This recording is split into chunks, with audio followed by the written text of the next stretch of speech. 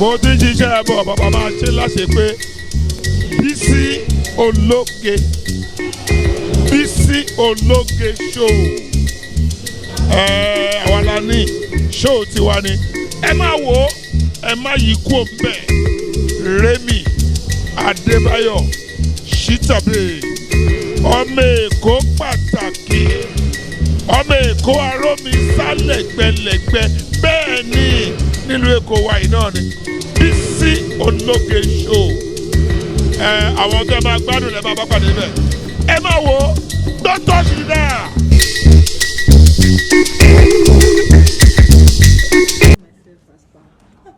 And then it's touching you. They touch you. They You're not supposed to touch you. This is a royal fan. yeah, that's royal breeze.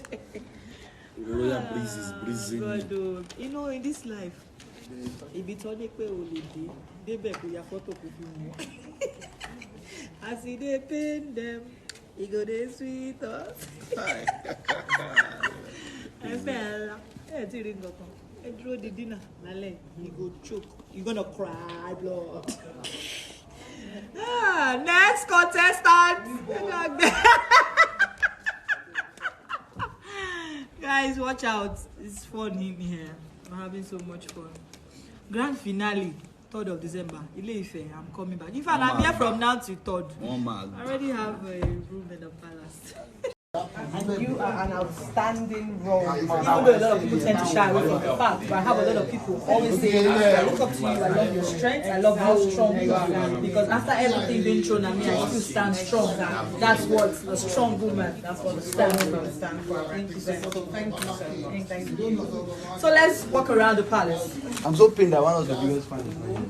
Oh, where is she? More than 4,000 years.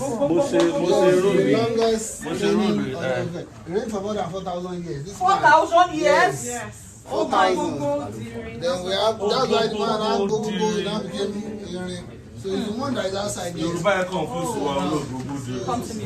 Then we now have a value. Wow. I've been there before. This is the second time I'm on this walkway. On that I was here. I did a documentary. I was there.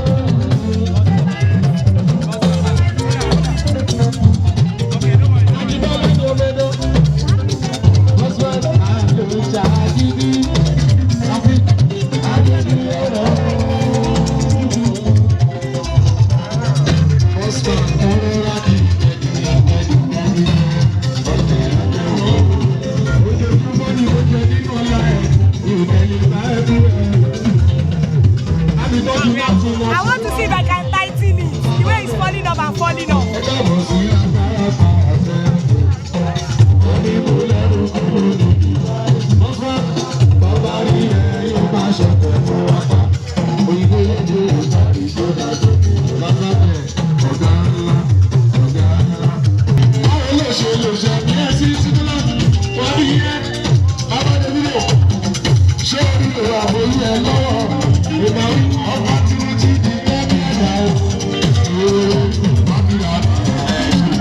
Thanks for watching this video. Please don't forget to click on subscribe button.